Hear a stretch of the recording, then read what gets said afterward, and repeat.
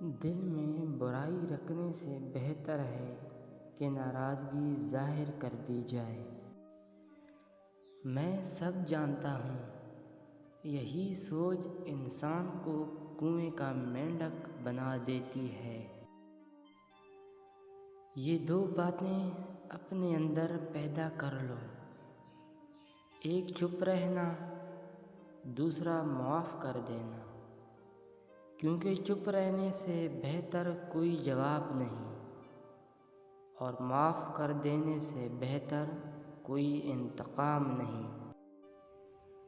زندگی میں کبھی بھی اپنے ہنر پر غرور مت کرنا، کیونکہ پتھر جب بھی پانی میں گرتا ہے تو اپنے ہی وزن سے ڈوب جاتا ہے۔ زندگی میں 3 لوگوں کو کبھی مت بھولنا۔ نمبر 1، مصیبت میں ساتھ دینے والوں کو۔ نمبر 2، مصیبت میں ساتھ چھوڑنے والوں کو۔ اور نمبر 3، مصیبت میں ڈالنے والوں کو۔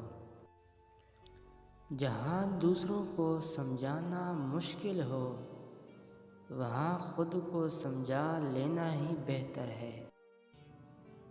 خوش رہنے کا صرف ایک ہی راز ہے کہ امید صرف اپنے آپ سے رکھو اور کسی سے نہیں۔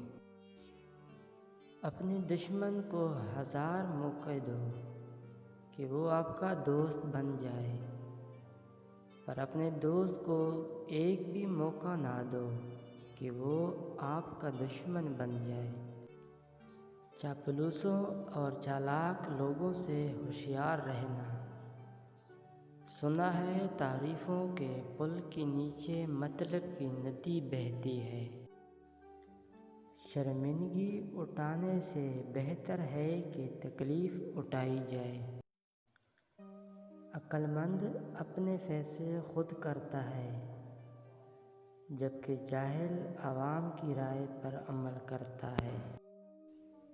عمر کے ساتھ ساتھ حکمت آتی ہے، لیکن بعض اوقات عمر اکیلے آتی ہے۔ میں اتنا ہوشیار ہوں کہ بعض اوقات جو کچھ کہہ رہا ہوں اس کا ایک لفظ بھی نہیں سمجھ پاتا۔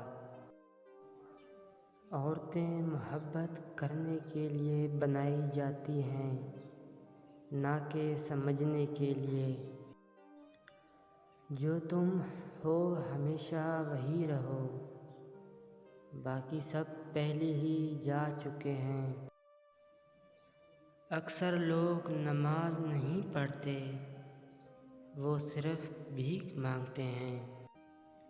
ہر کوئی دنیا کو بدلنے کا سوچتا ہے، لیکن خود کو بدلنے کا کوئی نہیں سوچتا۔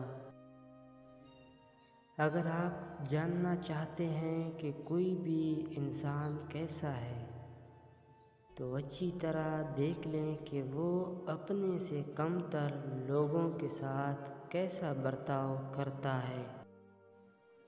خواہشیں اپنی مرضی سے خود پر لادہ کیا بوجھ ہے۔ اگر اڑان بھرنی ہے تو اپنی خواہشیں کم کرو۔ ان لوگوں سے ہوشیار رہو جو مسلسل ہجوم تلاش کرتے ہیں، کیونکہ وہ اکیلے کچھ نہیں ہیں۔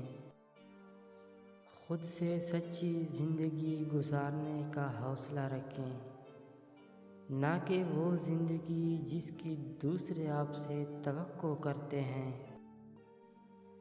جب آپ ناراض ہوں تو فیصلے نہ کریں، جب آپ خوش ہوں تو وعدے نہ کریں۔ خوش رہو، ہو سکتا ہے آپ مرنے کے بعد مشہور ہو جائیں۔